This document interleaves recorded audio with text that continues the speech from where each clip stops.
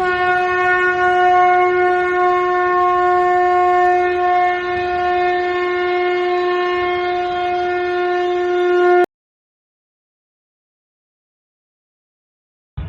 नमस्कार, मैं संजय प्रजापति आपका आपके आध्यात्मिक चैनल नमस्तेतु में पुनः स्वागत करता हूं।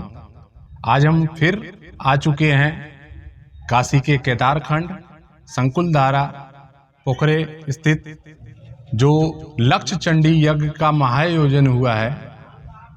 और इस महाआयोजन में आज हमारे साथ फिर एक आचार्य जी से बात होगी और आचार्य जी से हम कई चीज़ों पे बात करेंगे।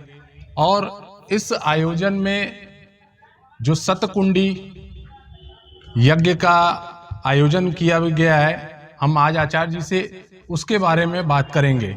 लेकिन इससे पहले मैं आचार्य जी का पुनः स्वागत करता हूं अपने नमस्तेतु चैनल पे। और आचार्य जी से पहले मैं जानना चाहूँगा उनका परिचय। आचार्य जी आपका नमस्कार। नमस्कार संजय जी। जी मेरा नाम सुभाष कुमार तिवारी है जी।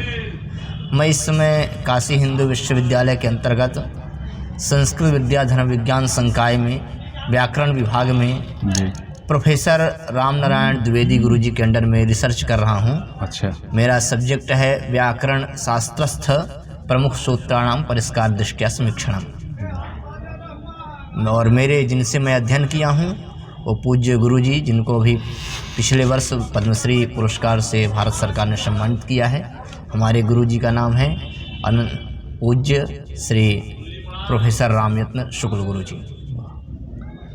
अच्छा आचार्य जी, जैसे कि यहाँ पे जो आयोजन हो रहा है जी, ये आप लोगों ने ये काशी के केदारखंड को ही क्यों चुना?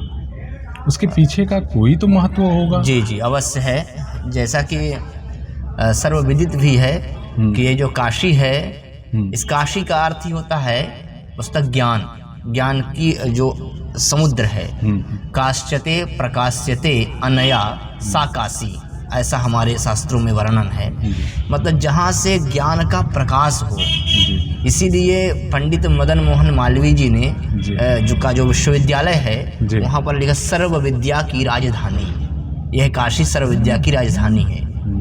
और उस काशी में 3 खंड हैं, ओंकार खंड, विश्वेश्वर खंड और केदार खंड। तो जो 2 खंड हैं ओंकार खंड और विश्वेश्वर खंड, वहाँ भगवान काल भैरव का शासन चलता है। अच्छा। अतः काशी खंड के 2 खंडों में भैरवी यातना को भोगना पड़ता है।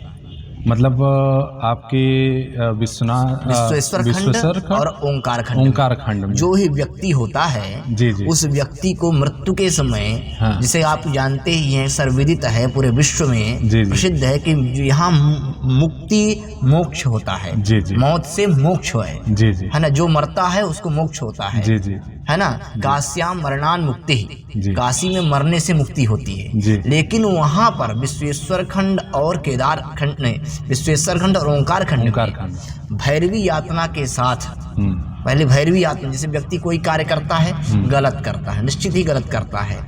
कभी कभी हम जीवन में कुछ अपने कार्य अधर्म पूर्वक भी करते हैं। जी जी, जाने अनजाने में स्खलन हो जाते हैं। मानव का शरीर है, गलतियां होती हैं। तो उस गलतियों का दंड महाराज काल भैरव देते हैं। अच्छा। इसके बाद मुक्ति होती है। अच्छा। किंतु केदार खंड में भैरव जी का शासन नहीं चलता है।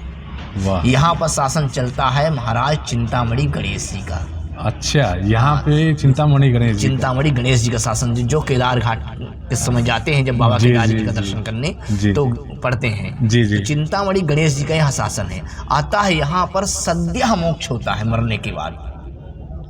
और आप यहाँ रिसर्च करिएगा। हम तो आज यहाँ काशी में 10 वर्ष से देख रहे हैं, और मेरा 1 वर्ष छोड़ दिया जाए तो मैं 10 वर्ष लगातार केदार खंड में मुझे रहने का सौभाग्य मिला है। ऐसा बाबा की कृपा है मेरे ऊपर, भगवान चिंतामणि गणेश की कृपा है।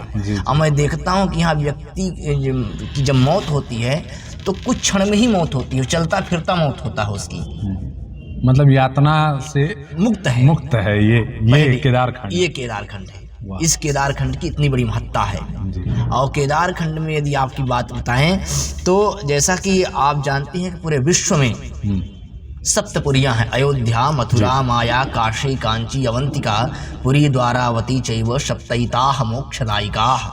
ये अयोध्या, मथुरा, माया माने हरिद्वार, हाँ मायापुरी कहते हैं हरिद्वार को। अयोध्या, मथुरा, माया, काशी, कांचीपुरी दक्षिण में, अवंतिका उज्जैन, पुरी में जगन्नाथपुरी, और द्वारिका मतलब द्वारिकापुरी गुजरात। तो इन पुरियों का ये जो 7 तक स्थानों में हैं, इन 7 पुरियों का वर्णन काशी में भी है। मतलब जितने भी तीर्थ हैं विश्व में, अपने भारत में, भारतवर्ष में, वो सभी तीर्थ क्षेत्र काशी में भी हैं। जैसा कि आप 80 की तरफ चले जाएं तो वहाँ जगन्नाथपुरी है, और ये जहाँ पर हम लोग आज बैठ करके ये विशाल लक्ष्य चंडी आयोजन देख रहे हैं, और जिसके माध्यम से ये कोरोना जैसे महामारी के लिए किया जा रहा है, तो ये जो यज्ञ हो रहा है, यह यज्ञ केदारखंड के द्वारिकापुरी में हो रहा है।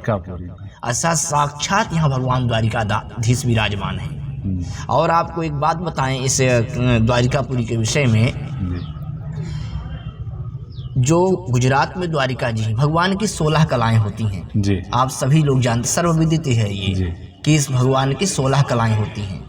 लेकिन भगवान द्वारिकाधीश वहाँ द्वारिका में, गुजरात में एक कला से हैं, केवल एक कला से वो जगत का क्या कर रहे हैं, पालन पोषण कर रहे हैं। और यहाँ 15 कला से तपस्या कर रहे हैं इस स्थान पर। अच्छा, ये जो द्वारिकाधीश, हाँ ये द्वारिकापुरी काशी में जहाँ पर हम लोग बैठे हैं, यहाँ पे क्या बात है, यहाँ पर 15 कला से भगवान है। तो वहाँ अगर हमको यदि संपूर्ण फल लेना है तो वहाँ तो भगवान शंकराचार्य जी के द्वारा स्थापित हमारा जो 4 तीर्थ हैं, प्रमुख तीर्थ हैं, बद्रीनाथ के और द्वारिकापुरी और रामेश्वरम और जगन्नाथपुरी, इन 4 जो हमारे प्रमुख तीर्थ हैं, उन तीर्थों का पूर्ण फल लेना है तो काशी में जो स्थान में विराजमान मंदिर हैं, भगवान हैं, उनका दर्शन अनिवार्य है। मित्रों, यही खास बात है हमारे नमस्ते तू चैनल में कि जो वहाँ पर होता कि आज तक इस केदारखंड के इस संकुलधारा पोखरे पे इतना भव्य आयोजन नहीं हुआ था। मेरे मन में एक जिज्ञासा थी, एक पिपासा थी, मैं प्यासा था, मैं जानने के लिए बेकरार था कि अगर काशी में, चूँकि काशी में बहुत से घाट हैं, बहुत से घाटों पे भी इतना बड़ा आयोजन करके किया जा सकता था, लेकिन अगर इस जगह इस महाआयोजन का कोई ना कोई तो मतलब होगा, और मैं उसको जानना चाहूँगा। आज जैसा कि आचार्य जी ने हमें इतने सरल शब्दों में इस चीज को समझाया है कि अनुकरणीय है, मतलब अविश्वसनीय है कि आज तक मैं काशी में इतना रहा होगा, आज तक मुझे ये नहीं पता कि इस जगह की कितने बड़े महत्व है। आचार्य जी, अब मैं आपसे जानना चाहूँगा कि यज्ञ का क्या महत्व है। देखिए, बहुत ही अच्छा प्रश्न आपने किया, क्योंकि आजकल समाज में देख रहे हैं कि यज्ञ से लोग विमुख होते जा रहे हैं। लेकिन परम पूज्य महाराजा श्री की प्रेरणा से, उनके सानिध्य में, परम पूज्य अनंत श्री विभूति स्वामी प्रखर जी महाराज के सानिध्य में यह 51 दिवसीय 500 ब्राह्मणों के द्वारा यह 100 कुंडी लक्ष्य चंडी यज्ञ का आयोजन किया गया है। आपने पूछा यज्ञ जी। अच्छा गुरुजी, मैं एक सवाल और आपसे करना चाहता हूँ जी बीच में, कि इस आयोजन में जो ब्राह्मण पाठ कर रहे हैं जी, उनकी चयन विधि क्या हो, कैसे हो? क्योंकि कहा जाए कि एक तो होता है कि शास्त्रोक्त तरीके से होने चाहिए जी। जैसा कि आपने प्रश्न किया, बहुत लोग वस्तुतः ब्राह्मणों को लेकर ऊहापोह की स्थिति में रहते हैं कि इस समाज में एक व्याप्त यज्ञ तो हमने बहुत देखे, लेकिन उसका फल नहीं मिल पा रहा है। कारण क्या है, उसके पीछे रीजन क्या है? सही बात है। तो उसके पीछे सबसे बड़ा रीजन ये होता है कि आपकी निष्ठा पहली क्या है, दूसरी आप किस विधि से यज्ञ कर रहे हैं, जी जी, और उसमें किस प्रकार के ब्राह्मण हैं, और उसमें किस प्रकार की सामग्री का प्रयोग किया जा रहा है। सही बात है गुरु जी। क्योंकि यदि हम जी गंदा पानी पिएंगे समान तौर पे, तो हमारे शरीर को क्या करेगा, गंदा करेगा, नुकसान देगा, हमारे शरीर बीमार ग्रस्त हो जाएगा। जी जी जी, है ना। और यदि हम स्वच्छ पानी पिएंगे तो हमारी शरीर स्वस्थ होगी। ठीक इसी प्रकार से ब्राह्मण भी एक तरह से जल है। उस जल को हम किस प्रकार से यज्ञ में डालें, जी जी, क्योंकि उस ब्राह्मण अच्छा है। तो ब्राह्मण कैसा, मतलब हमारे यज्ञ की जो प्रतिष्ठिता, महाराज जी ने हमारी जब महाराज जी से मुलाकात हुई तो महाराज जी ने कहा कि सुभाष जी आप गुरु जी का शिष्य हैं और हमारी परंपरा के हैं। करपात्री जी महाराज, धर्म सम्राट स्वामी करपात्री जी महाराज के परम शिष्य हैं स्वामी प्रखर जी महाराज, और उन्हीं के शिष्य परंपरा के हमारे गुरु जी भी हैं। अच्छा। और उन्हीं की परंपरा का मैं हो गया। जी। तो ये जो परंपरा एक संबंध हो गया। जी जी। तो आप समझ सकते हैं कि धर्म सम्राट स्वामी करपात्री जी महाराज की क्या परिकल्पना रही होगी, अथवा हमारी क्या परिकल्पना है। क्योंकि महाराज श्री का प्रमुख उद्देश्य था पूरे विश्व में जो व्याप्त कोरोना महामारी है, इसका समूल नाश।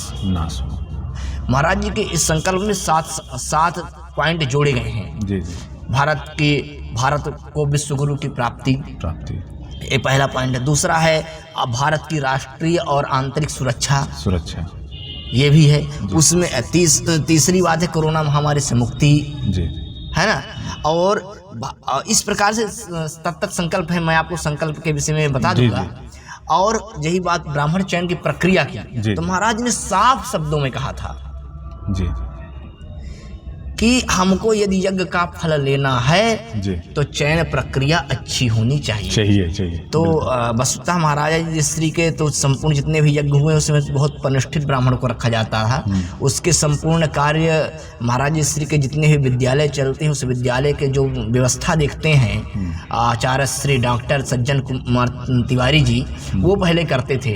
लेकिन संयोग ऐसा हुआ, मेरा भी भाग्य उदय हुआ, वो यहाँ पर नहीं आ पाए, तो गुरुजी ने मुझे दायित्व सौंपा। अच्छा। और मेरे साथ एक आचार्य जी थे, आचार्य बालकृष्ण तिवारी जी। अच्छा। तो वो थे। तो महाराज जी ने कहा कि पहली बात तो ब्राह्मण संध्या बंधन से युक्त हो।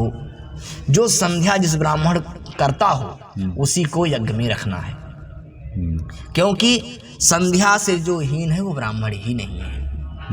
क्योंकि संध्या हमारा नित्य कर्म है। नित्य कर्म करने से हमको पुण्य की प्राप्ति नहीं होती है, लेकिन पाप मिलता है। नित्य कर्म कितने, जैसे हम जितने भी सुबह के जो कितने कर्म है नित्य क्रिया, अगर हम उनको नहीं करेंगे तो हमारे शरीर में साइड इफेक्ट आ जाएगा, लेकिन करेंगे तो कोई मतलब नहीं रहता है, बुभुक्षा जागृत होती है। सही बात। तो उसी प्रकार से संध्या हमारा नित्य क्रिया है। तो जो संध्या नहीं करेगा जो ब्राह्मण, उसको हमको नहीं ग्रहण करना है यज्ञ में, पहली शर्त। दूसरी शर्त है आपको दुर्गा सप्तशती के अच्छे से पाठ आने चाहिए। वो ही व्याकरण की दृष्टि से, साधारण नहीं, व्याकरण की दृष्टि से। व्याकरण मतलब शकार, सकार, शकार तीनों का उच्चारण। प्रथमम शैलपुत्री च द्वितीयम ब्रह्मचारिणी, जो शुद्ध एकदम स्पष्ट शब्दों से उच्चारण जो ब्राह्मण करता हो, और अनुस्वार का उच्चारण, विसर्ग का उच्चारण जो शुद्ध करता हो, उस ब्राह्मण को रखना है। तो व्याकरण की दृष्टि से कहा जाए तो जिसको पंच संधि लगी है वो ब्राह्मण इस यज्ञ में सम्मिलित है। अगर इस प्रकार के जब ब्राह्मण करेंगे तो निश्चित ही वो फलदायी होगा निश्चित ही। और रही बात आपने यज्ञ की, तो यज्ञ इज्जते, जहाँ पर देवताओं को जब प्रसन्न हवि के द्वारा, हवि सामग्री है उसके द्वारा जब प्रसन्न किया जाए वो यज्ञ होता है। वस्तुतः वही यज्ञ 3 प्रकार का है। सात्विक यज्ञ गीता में लिखा है, भगवान ने गीता में अर्जुन को उपदेश देते हुए उन्होंने लिखा सात्विकम, राजसी और तामसी। तीन सात्विक, राजसी और तामसी, तीनों यज्ञ के अलग अलग विधान हैं, अलग अलग उसके फल हैं। अच्छा, और यहाँ पर जो यज्ञ सात्विक यज्ञ है। अच्छा, ये सात्विक यज्ञ है। और इस यज्ञ में सात्विकता की क्या प्रधानता है? जी। जैसे हम क्या माने कि आप सात्विक हैं? हाँ, इसमें बिल्कुल, क्या बिल्कुल पैरामीटर क्या रखा गया है सात्विकता का? सात्विकता का क्या पैरामीटर है ना? आपके द्वारा? तो हमारे यहाँ सात्विकता का ये है, देखिए शास्त्रों की जो बात है ये जिसको यहाँ लागू किया गया है, मैं बता रहा हूँ आपको। जी जी जी। यहाँ 100 जजमान हैं। अच्छा। 500 ब्राह्मण विप्र हैं और 100 यजमान हैं। अच्छा। उन सबों यजमानों को प्रायश्चित कर्म करना पड़ता है। ये क्या है गुरुजी, प्रायश्चित कर्म? हम आज तक जितने भी कुछ हमसे अकरण अज्ञान भूलवशात कुछ गलतियां हो जाती हैं, गलतियां हो गई है ना जी। हमारे यज्ञोपवीत शुद्ध नहीं है जी जी। हम संध्या वंदन नहीं किए हैं, हमारा यज्ञ कुछ गलतियां हमने मन से वचन से किसी को गाली दे दिया है, जी जी, है ना, अथवा हमने किसी को रुष्ट कर दिया है, जी जी, कायिक वाचिक मानसिक तौर से। तो उन सब का पहले ले जा करके जो हमारे यज्ञ के यज्ञाचार्य हैं, आचार्य प्रवर वेद मूर्ति लक्ष्मीकांत दीक्षित गुरुजी, उनके नेतृत्व में जो उनके सुपुत्र हैं सहयज्ञाचार्य के रूप में सुनील दीक्षित गुरुजी, उनके द्वारा सभी यजमानों का पहले गंगा जी में प्रायश्चित कर्म किया गया है।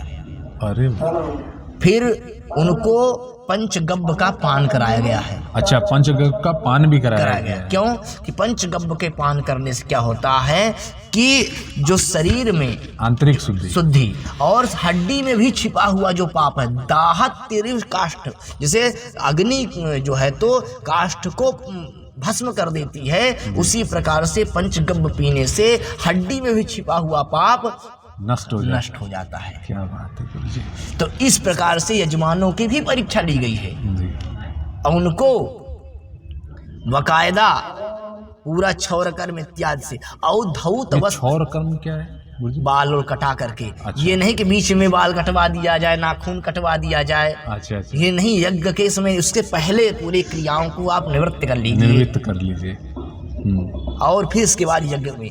और नियम है कि यजमान और विप्र ब्राह्मणों के सिवा इस यज्ञशाला में कोई भी प्रवेश नहीं कर सकता। महाराजा श्री स्वयं प्रवेश नहीं करते हैं। जी जी जी जी जी। क्योंकि तभी हम अपने पैरामीटर पे खड़े उतरेंगे, तभी हम दुनिया को, समाज को, राष्ट्र को यह संदेश दे सकेंगे कि इस प्रकार से यदि यज्ञ। आप देखते ही हैं कि जिस दिन यज्ञ चालू हुआ 18 जनवरी को, उस दिन यहाँ लगभग 350 फोर्स लगानी पड़ी थी ये कलश यात्रा को रोकने के लिए, क्योंकि उसमें कोरोना अपने चरम सीमा को स्पर्श कर रहा था। जी जी जी।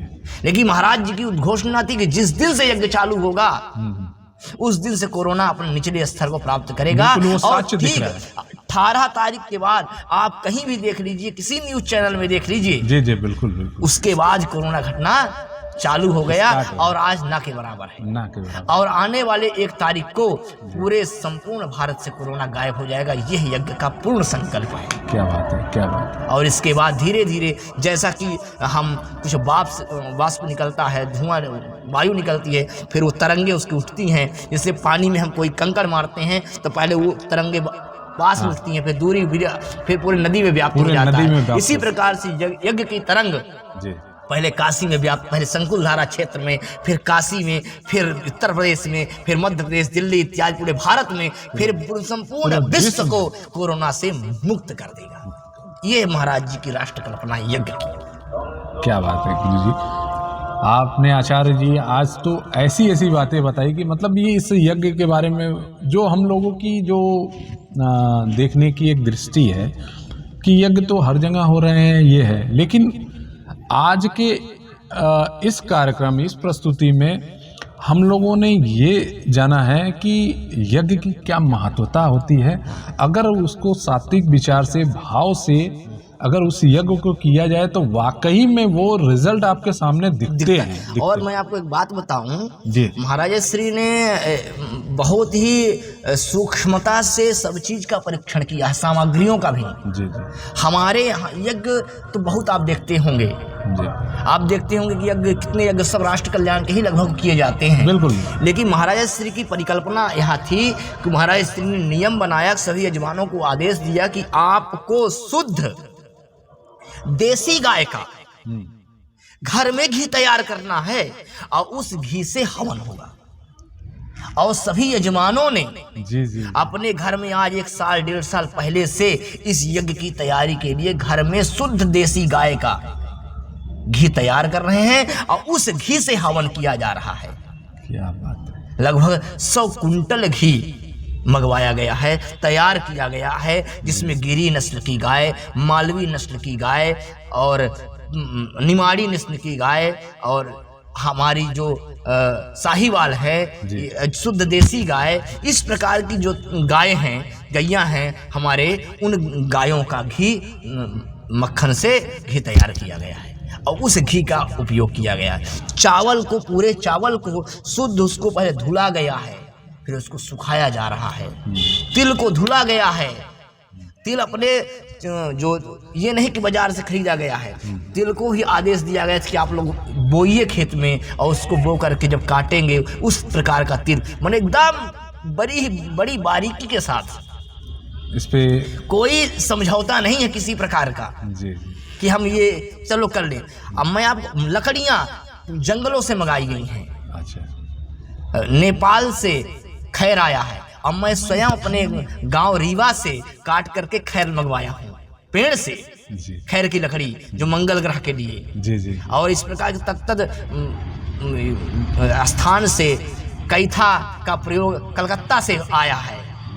इस माने जहाँ जहाँ से जो चीज़ें उपलब्ध हैं उन चीज़ों को परीक्षण करके मंगवाया गया है। इस प्रकार की सामग्री की सुविधा, तब हम डंके के चोट से कह सकते हैं कि हमारा यज्ञ सफल हो रहा है। जी जी, वो तो दिख रहा है गुरुजी, आचार्य जी, वो तो दिख रहा है, साक्षात रूप में दिख रहा है। आज तमाम न्यूज़ चैनलों पे कोरोना के जो बढ़ रहे थे, जो बढ़ रहे थे मरीज, जो बढ़ रहे थे, वो पता नहीं कैसे धीरे और संपूर्ण समाज को भी, ये विश्व को भी समझना चाहिए। आपके चैनल के माध्यम से मैं बता रहा हूँ कि जो हमारे भारतीयता में जो ज्ञान परंपरा छिपी है, जो हमारी संस्कृति में ज्ञान परंपरा छिपी है, वही सबका जड़ है। जी जी, क्योंकि जीवन देखिए, महाराज जी कहते भी हैं कि ये जो कोरोना ही वो माई ही है, मैया ही है।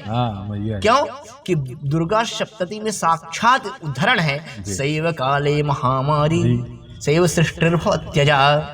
तो शैव काले महामारी वह कौन सा काल, महाराज जी कहते हैं कौन सा काल जी, कौन सा, जब हम आतंकवाद, दुराचार, भ्रष्टाचार, अनाचार, कदाचार, लुंठाचार, व्यभिचार, इन सब से जब हम ग्रसित हो जाते हैं, लोभ मोह ईर्ष्या से जब ग्रसित हो गए, ये काल, इस काल में वह दुर्गा माई महामारी का रूप ग्रहण करती है। और क्यों? क्योंकि पृथ्वी का संतुलन बनाने के लिए। सही बात है।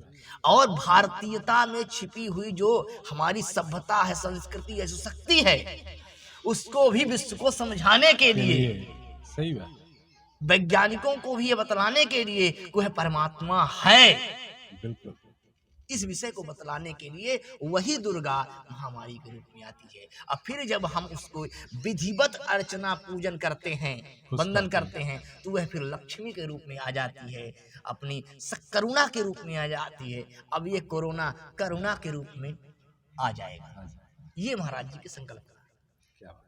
आचार्य जी, जैसे इस आयोजन में आपकी क्या मुख्य भूमिका है? जी, इस आयोजन में वस्तुतः कहा जाए तो जी जी, महाराज श्री ने कहा, प्रेरणा है महाराज श्री की, और जी, निर्देश भी है, आदेश भी है। जी जी, और महाराज श्री की हमारे ऊपर स्नेह भी है, कृपा भी है, मैं समझता हूँ। जी जी, महाराज श्री ने कहा कि आपके द्वारा श्रीमद् देवी भागवत महापुराण का पाठ होना चाहिए। अच्छा।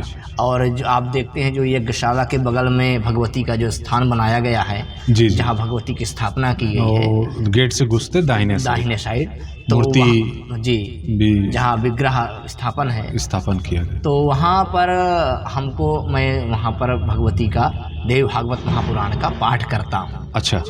और ये प्रतिदिन करता हूँ। अच्छा, प्रतिदिन। और वहाँ पर पाठ किया जाता है। समय क्या है? समय वहाँ पर वास्तव में दोपहर ही कर पाता हूँ। अच्छा। क्योंकि सुबह और भी कुछ यज्ञ के कार्य हैं, जी उनको जी देखना जी, पड़ता है, क्योंकि यज्ञ के प्रयोजन में भी आप हाँ, समय अपना व्यतीत करते हैं। और अपने भी कुछ नित्य क्रियाएं हैं जी, अपने भी कुछ संध्या वंदन इत्यादि कर्म हैं, जी, जी, उनको करना पड़ता है। जी, जी। अतः दोपहर ही मैं पाठ करता हूँ। अच्छा। और मेरे साथ एक विप्र हैं, वो भगवती का, दुर्गा सप्तशती का पाठ करते हैं वहाँ पर, और मैं भी कर देता हूँ, अच्छा, मुझे यदि टाइम मिलता है तो। जी जी। लेकिन मैं नियमतः प्रतिदिन भगवती का, देवी भागवत महापुराण का जो 12 स्कंध हैं, 335 अध्याय हैं, है ना, 18,000 श्लोक हैं, उनका वाचन किया जाता है, पाठ किया जाता है, पारायण किया जाता है मेरे द्वारा। ये महाराज जी का आदेश था।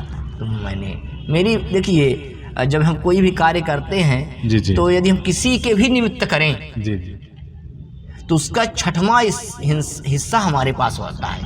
ये शास्त्र कहता है, कोई भी कार्य करें हम, किसी यजमान के लिए भी यदि हम महामृत्युंजय जप या सप्तशती का पाठ या कुछ भी यज्ञ अनुष्ठान करते हैं तो उसका 6वां हिस्सा का लाभ विप्र को होता है। क्या तो महाराज जी ने कहा कि इससे यज्ञ के साथ आप पूरे का और प्लस आपका भी कल्याण। तो देखिए हमारे शास्त्र में कितना अच्छा है कि हम परोपकार करें, दूसरे का चलेंगे जी, और खुद का भी खुद का परोपकार होता है। क्योंकि भगवान व्यास ने भी कहा, भगवान व्यास जी ने 18 जो ये पुराण हैं, 18 पुराण व्यासस्य वचनद्वयम् परोपकाराय पुण्याय पापाय परिपीडनम। तो 18 पुराणों को भगवान वेद व्यास के 2 ही वचन है, उसके सार क्या, परोपकार से पुण्य होता है और पापाय परिपीडनम, तो दूसरे की पीड़न करेंगे तो हमको पाप मिलेगा, पाप होगा। सही बात। इसीलिए गोस्वामी जी ने भी लिखा ना कि परहित सरिष धर्म नहीं भाई, और पर पीड़ा सम नहीं है हमारी। तो इसलिए ये सब हमारे शास्त्रों में जो वर्णन है परोपकार के विषय में और अपने जीव का कल्याण के विषय में, ये सब कहीं ना कहीं दूसरे के कल्याण से ही अपना कल्याण होता है। स्वयं कल्याण से दूसरे कल्याण संभव नहीं है। जी जी जी, तो दूसरे कल्याण करेंगे तो अपना कल्याण होगा। अच्छा जी, जैसे कि यहाँ पे अभी तक जो मेरे देखने में आया है कि यज्ञ जो कुंड होते हैं वो चतुर्भुज होते हैं, लेकिन यहाँ पे जो पान के पत्ते के आकार के जो कुंड बनाए गए हैं, जी जी, 100 कुंड बनाए गए। देखिए संजय जी, आपने जरूर देखा होगा चतुष्कोण कुंड जी, लेकिन हमारे शास्त्रों में वैसे कहा जाए तो 8 प्रकार के कुंडों का विशेष उल्लेख है, कि 9 प्रकार के कुंडों का भी उल्लेख मिलता है, जिसमें योनि कुंड, त्रिकोण, अर्धचंद्र कुंड, माने योनि कुंड, अर्धचंद्र कुंड, त्रिकोण कुंड, वृत्त कुंड और समषडास्त्र कुंड, समषडास्त्र हो गया, और सप्त अष्टास्त्र कुंड और चतुष्कोण कुंड, पद्म कुंड, इस प्रकार के कुंडों का वर्णन है। लेकिन यहाँ पर जो 100 कुंड हैं वही योनि कुंड के रूप में है। अब वस्तुतः जैसा कि ये जो कुंड होते हैं जी जी, वो मुख होते हैं। अच्छा, किसी भी देवता का मुख होता है, ग्रहण। 2 भगवान के 2 मुख हैं, एक है अग्नि और दूसरा है ब्राह्मण। अच्छा, 2 कुंड हैं जी। ये हम नहीं कहते, भगवान वेद कहते हैं, वेद का उद्घोष है, वेद में मंत्र है, वेद में मंत्र है कि मुखादग्निरजायत और ब्राह्मणोश मुखमासी। ब्राह्मण जो है वो मुख है। भगवान का मुख क्या है, ब्राह्मण, माने ब्राह्मण की उत्पत्ति मुख से हुई। और अग्नि क्या है, मुख है ना, अग्नि मुखाद अग्नि रजायत। तो दोनों अग्नि और मुख की वो ब्राह्मण की उत्पत्ति मुख से हुई। तो इसलिए ब्राह्मण मुख अग्नि का छोटा भाई है। तो इसलिए अग्नि, अब उस प्रकार के कुंड जो बना है, ये जो कुंड आप पान का पत्ता योनि कुंड जो बना है, ये इसमें जब हम घृत का हवन करेंगे, सामग्री का हवन करेंगे, तो उसका जो फल है वो सद्यः प्राप्त होगा। इसलिए महाराज श्री की कल्पना थी कि पूरे कुंडों को योनि कुंड में परिणित किया जाए, बनाया जाए। अच्छा आचार्य जी, जैसे कि यहाँ पे इस महाआयोजन में कई और भी आयोजनों को लिया गया है, कई और कार्यक्रम भी इसमें शामिल है। जी जी, तो उस पे भी हम चाहेंगे आपसे कुछ चर्चा। जी, जैसे कि महाराजा श्री की कल्पना थी कि आज का समाज, जी जी, आज का जो समाज है हमारा, वह अपने भारतीयता से दूर होता जा रहा है। जी, हम देखते हैं कि बहुत लोग विमुख हो चुके हैं, अपनी संस्कृति, अपनी सभ्यता, अपनी सनातनता को हम छोड़ रहे हैं। जी जी, लेकिन बसता उसी में वैज्ञानिकता है। वैज्ञानिक का अर्थ क्या है? विशिष्टम ज्ञानम विज्ञानम, विशिष्ट ज्ञान ही विज्ञान है। तो विशिष्ट किस प्रकार का ज्ञान? जब हम उस पर रिसर्च करेंगे।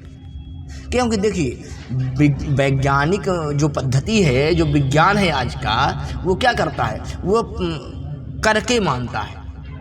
जी जी, है ना?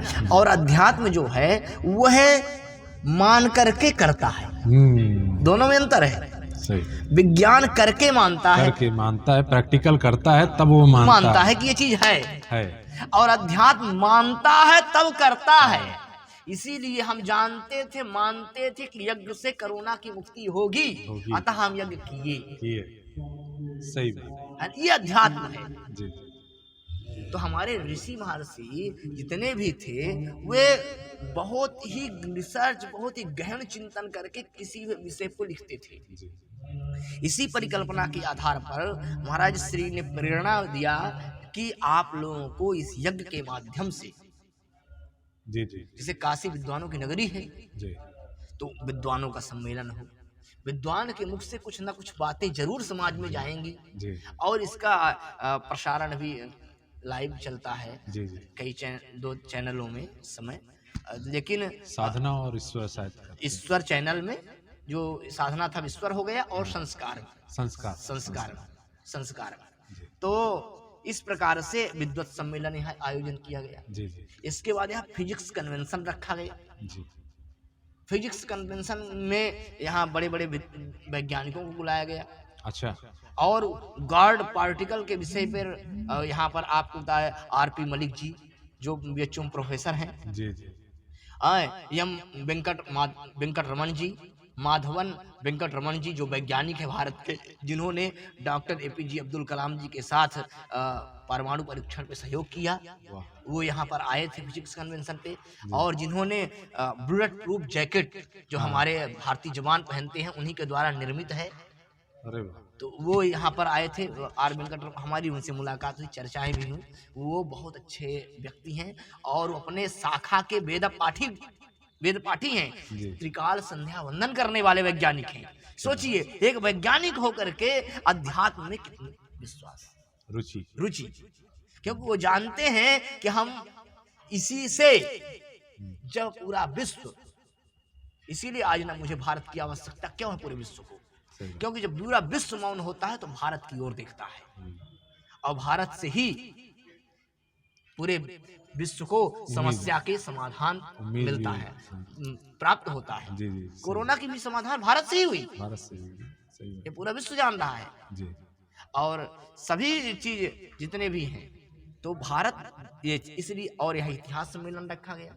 अच्छा। क्यों? इतिहास, हमारे इतिहास को आज तोड़ मरोड़ करके लोग पेश करते हैं, कई उसमें कमियां हैं, उस इतिहास को भी बतलाया गया कि हमारी भारतीय संस्कृति क्या है, क्या भारतीय संस्कृति में।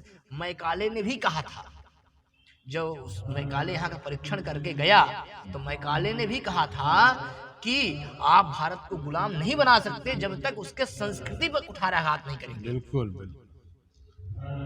तो तब अंग्रेज आकर के फिरंगियों ने हमारे यहाँ के गुरुकुल पद्धतियों को बंद किया। सन 28 में भी 5 लाख लगभग गुरुकुल चलते थे देश में। सन 28 में परीक्षण कराया गया था, 1928। और इस तरह के इतिहास हमारे भारत का रहा है। शिक्षा के क्षेत्र में जो लोग आज के पश्चात लोग अथवा वामपंथी लोग कहते हैं कि भारत में शिक्षा की कमी थी, शिक्षा की कमी नहीं थी। इस प्रकार के इतिहास अगर हम देखेंगे, इसलिए महाराज से प्रेरणा थी कि यज्ञ के माध्यम से इतिहास भी कन्वेंशन कराया जाए। ऐसे कि कल रामायण सम्मेलन था, इसमें क्योंकि राम तो हमारे यहाँ 3 हुए ना, हमारे यहाँ 3 राम हुए। 3 राम? 3 राम हुए। अच्छा। परशुराम, जी हाँ। राम और बलराम। बलराम। नाम तीनों का राम ही था, राम ही था। लेकिन वो परशु हाथ में ले लिए, इसलिए उनका नाम परशुराम हो गया। और उन्हें बलाधिक्यो बल की अधिकता के कारण उनका नाम बलराम हो गया, लेकिन राम तीनों थे। तो हमारे यहाँ तीनों राम की कथा है। हम यहाँ तीनों राम की कथा बलराम भागवत में सुनेंगे। बलराम जी की कथा आएगी, भगवान कृष्ण की कथा आएगी, वाल्मीकि रामायण की कथा होगी, अनंत श्री विभूषित स्वामी डॉक्टर राघवाचार्य जी महाराज जी के द्वारा इस समय जो कथा चल रही है भागवत जी की, पूज्य भाई रमेश भाई ओझा जी के मुखारविंद से। और इसके साथ साथ यहाँ पर महाराजा श्री ने कहा कि आजकल हम सभी लोग रहते तो हैं काशी में, एक काशी के विषय में अनभिज्ञ से होते जा रहे हैं। सही बात।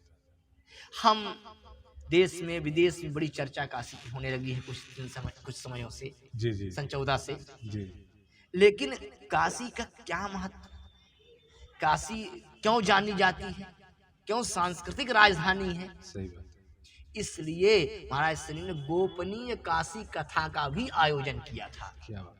और वह जो कथा सुनाने वाले थे वह पूरे विश्व में विश्व विस्तृत विद्वान थे, हैं भी इस समय, पूज्य विश्वेश्वर शास्त्री द्रविड़ गुरु जी और डॉक्टर श्याम गंगाधर बापट जी। इनके मुखारबिंद से हम सभी लोग काशी की गोपनीय कथा का भी रसपान किए। तो इस प्रकार से जो अनेक सम्मेलन, अनेक कथाओं का महाराज श्री ने वो इसलिए किए कि पूरे विश्व को भारतीय संस्कृति और सभ्यता और संस्कार का ज्ञान हो, और इसमें छिपी हुई जो चेतना है, जो आध्यात्मिकता है, जो ऊर्जा है, और जो विश्व के कल्याण की भावना है। हम तो लोग, हमारी कल्याण क्या भावना है? हम तो सर्वे भवन्तु सुखिनः ही कल्पना करते हैं, अपनी कल्पना नहीं करते कि हम सुखी हों, हम कहते विश्व सुखी हो, विश्व के अंतर्गत हम भी निहित हैं। आचार्य जी, आपने आज ऐसी बातें बताई और इस लक्ष्य चंडी के बारे में बताई, कुंड के बारे में बताया, यज्ञ के महत्व के बारे में बताया, इस आयोजन की जो भव्यता है उसके बारे में बताई। अब मैं तो आपका हृदय से ऋणी हूँ कि आपने ऐसी बातें बताई जो मुझे पता ही नहीं थी, और मेरे मन में जो जिज्ञासा थी उसको भी आपने शांत किया है। तो इसके लिए तो आपका मैं हृदय से धन्यवाद करता हूँ आचार्य जी, धन्यवाद कि जो जिज्ञासा थी, ये सब महाराज जी की प्रेरणा है और हमारे गुरु जी का आशीर्वाद और प्रभु का परम कृपा। देखिए आचार्य जी, ये कहा जाता है एक प्यासे को अगर पानी पिला दिया जाए तो उससे पुण्य, सबसे बड़ा पुण्य वही है। तो मैं जो जिज्ञासा लेके घूम रहा था, मैं यहाँ हफ्ते भर से आ रहा हूँ, लेकिन जो जिज्ञासा मेरे मन में थी कि इस जगह की महत्वता क्या है, इस कुंड की महत्वता क्या है, और ये आयोजन इतना विस्तार रूप से जो रखा गया है, वो जो मेरे अंदर प्यास थी वो आज जाके बुझी है, वो आपके द्वारा बुझी है। ये सब ईश्वर की कृपा है। इसके लिए मैं अपने नमस्तेतु चैनल की तरफ से आपका हृदय से धन्यवाद करता हूँ। और मित्रों, जैसा कि आपने आचार्य जी को सुना, आचार्य जी की जो देववाणी थी आपने सुना, और मैं यही चाहूँगा कि अगर आपको ये प्रस्तुति अच्छा लगता है तो इस प्रस्तुति को लाइक, शेयर, कमेंट जरूर करिएगा। और पुनः मैं आपसे निवेदन करूँगा कि अगर हमारे नमस्तेतु चैनल पे नए आए हैं तो इस चैनल को सब्सक्राइब कर लीजिएगा और इसका प्रसार ज़्यादा से ज़्यादा करिएगा, क्योंकि आध्यात्म की लौ को नमस्तेतु चैनल जलाने, इसको एक दूसरे के माध्यम से जलाते रहिएगा।